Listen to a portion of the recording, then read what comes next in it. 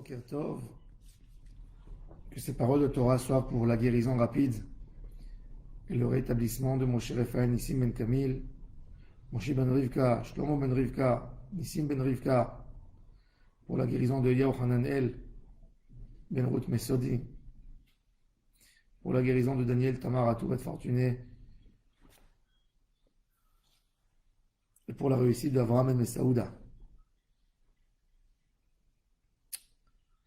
Dans notre paracha, Vaïkra, El Moshe Vaïdaber Elav Hashem.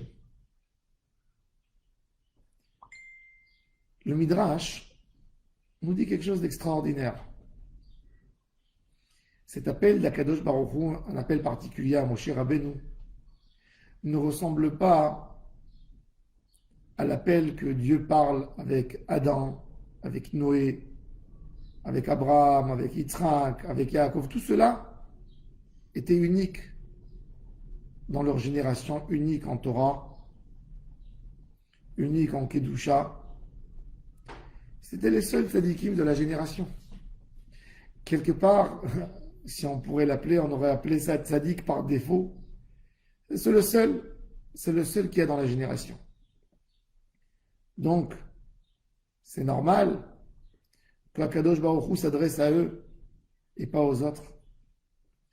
Mais Moshe Rabbeinu alav Shalom, il y avait dans sa génération son frère Aaron, il y avait Nadav et Avihu, Elazar et Tamar, les 70 sages, Yoshua Binoun, Eldad et Medad, beaucoup de tzadikim. Et malgré tout, Vaïkra El Moshe, Akadosh Baruch Hu appelle Moshe Rabbeinu alav Shalom, et pas les autres. La différence entre les tzadikim dans la Avodat Hashem, c'est extraordinaire et je vais expliquer. Nous, quand on parle d'un avantage humain, on pense tout de suite sur une quantité, et je vais expliquer. Quand on parle d'un riche et d'un pauvre, un homme riche, c'est quelqu'un qui a de l'argent comme 10 pauvres, comme 15 pauvres, comme 20 pauvres. Un homme fort ou un homme faible, un homme fort, c'est quelqu'un qui a de la force, comme 3, comme 4, comme 5 hommes faibles. C'est-à-dire que si je vais rassembler 100 pauvres, ensemble, ils vont mettre leur patrimoine, la collectivité sera plus importante que le patrimoine d'un riche. Si je vais prendre 100 personnes faibles, même physiquement, ils auront beaucoup plus de force ensemble qu'un seul homme fort. Ça, c'est tout ce qu'on a dans ce Olam Hazé. Maintenant, essayons d'imaginer autre chose. Si je prends 100 lions, je repose par terre une clé de porte d'une maison. Est-ce que ces 100 lions ensemble, ils sont 100? Est-ce qu'ils auront la capacité de prendre la clé et de la faire entrer dans le cadenas et de tourner la clé pour ouvrir la porte? Non. Et si je prends un enfant de 3 ans, il se penche par terre, prend la clé, il la fait rentrer et il ouvre la porte. C'est-à-dire qu'il y a des capacités qui ne sont pas liées à une quantité. C'est où tu es ou tu ne l'es pas. Et dans la Avodat Hashem, c'est exactement ça. Il faut savoir que la quantité de Torah qu'on accumule, c'est pas un savoir plus un savoir, qu'au lieu d'avoir un savoir, j'ai 2 savoirs ou j'ai 3 savoirs. Non. C'est que la personnalité change. Il n'y a rien à comparer entre une connaissance, un savoir de Torah élevé, et un savoir de Torah diminué. C'est pas comme de l'argent, 50 plus 50 égale 100. C'est autre chose. C'est exactement le rapport entre 100 lions qui doivent ouvrir une porte à un petit enfant. Ce n'est pas lié. Ça, c'est la force de la Torah. Il faut savoir que chaque minute qu'on met dans l'étude de la Torah augmente et change le caractère de la Neshama, et c'est pas qu'on accumule encore, c'est que tout change. La différence des sphères entre le Keter et la Malchut qui est en bas, ça n'a rien à voir. C'est pas que le Keter c'est 100 Malchut, ou c'est 200 Malchut, ou c'est 300.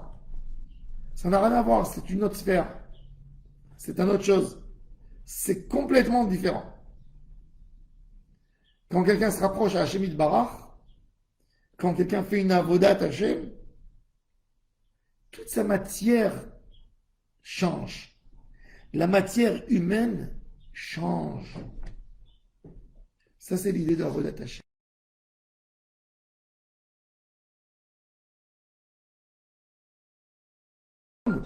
C'est une autre chose, complètement, totalement une autre chose. Mon cher Rabbeinu, par rapport à Aaron à Cohen, c'est une autre chose. Aaron est grand, faut pas se tromper, très très grand. En Torah, en Kedusha. Aaron à Cohen est énorme.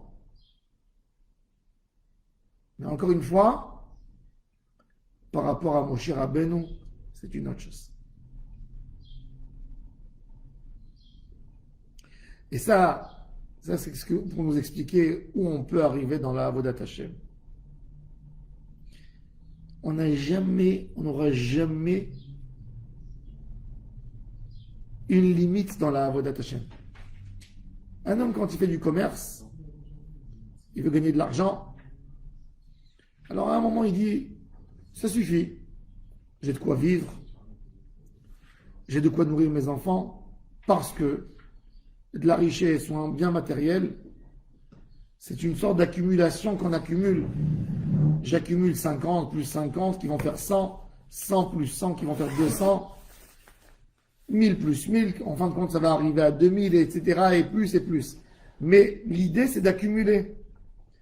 Mais quand on avance en Torah, c'est pas de l'accumulation, c'est une pureté d'esprit qui nous change complètement notre personnalité. On n'est plus les mêmes. Quand quelqu'un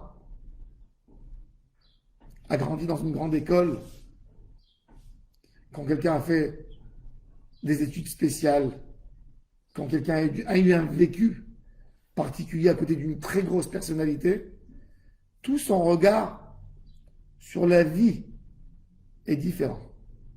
Quand quelqu'un a compris le secret de l'humanité, le secret de l'humanité, c'est un secret extraordinaire. Les sentiments qui se réveillent en lui quand il voit quelque chose, c'est totalement différent de quelqu'un que son étude, c'est une information plus une autre information.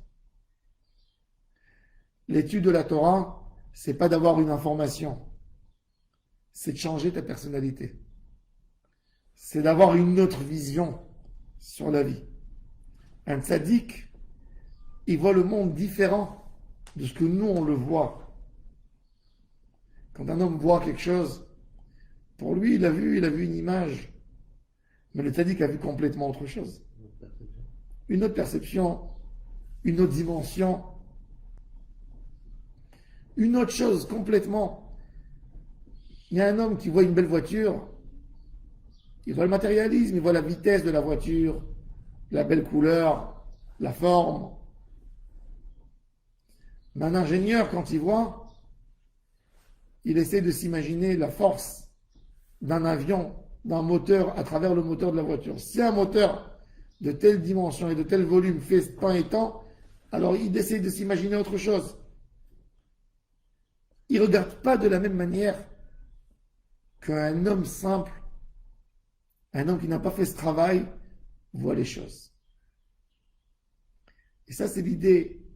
Vaïkra el Moshe, Vaïdaber el Hashem. Ça, c'est la grandeur de Moshe Rabbeinu alav shalom, qui a su évoluer à travers toute sa génération, qui a fait un travail avec soi Et tous les jours de Avodat Hashem, le jour d'hier ne correspondait plus au jour du lendemain de sa Avodat Hashem. Il y a une histoire extraordinaire, avec ça je vais finir. Rabbi Akiva, il quitte sa femme pour aller étudier la Torah. Sa femme l'a encouragé, l'a beaucoup encouragé. Il a commencé un alphabet.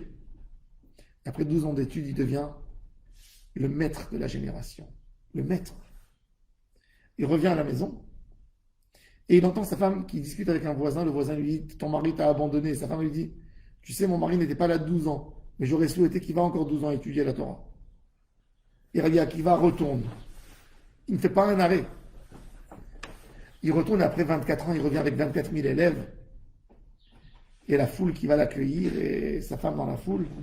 Et Rabbi Akiva qui dit, toute ma Torah, c'est à elle, c'est à cette dame. Pourquoi Rabbi Akiva n'est pas rentré chez lui à la maison pour embrasser sa femme, pour lui dire à quel point il était fier de son dévouement pour la Torah? Explique Rav Chaim Shmuelevitz, battre un score. 12 plus 12, c'est pas 24.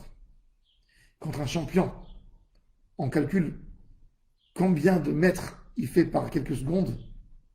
Ben, tu comprends très bien que faire 100 mètres en 3 secondes ou en 4 secondes, c'est pas comme faire 50 mètres en 2 secondes. 50, c'est pas 100. De courir, ça donne un autre poids, une autre vision, surtout. Et c'est exactement ça. Quand on parle d'un champion qui fait 100 mètres en 3 secondes, en 4 secondes, c'est pas la même chose que s'il faisait 50 en 2 secondes. Si tu partages, c'est pas la même chose. Ça, c'est une capacité que beaucoup peuvent l'avoir, mais c'est pas une capacité de pouvoir courir tellement en un délai tellement court. Et ça, c'est exactement l'idée. Une étude de Torah, elle te donne de l'avance dans tout. Ta capacité à 90 mètres, pas au zéro, pas au point zéro, au zéro, 90 mètres, qu'elle reste une capacité si forte, c'est ce qui fait de toi un grand homme. Et ça, c'est l'idée de Vaïkraël Moshe que j'ai mentionné. Alors, que les attachés m'en comprennent cette idée exceptionnelle. Savoir que la Torah, c'est pas comme 100 pauvres qui ont un plus grand capital et un plus grand patrimoine qu'un riche. C'est exactement comme 100 lions quand on leur donne une clé qui n'arrive pas à ouvrir la porte à un enfant de 3 ans qui peut venir ouvrir la porte. C'est différent. En Torah, c'est différent. Tu deviens autre chose. Baruch Adonai Leolam. Amen.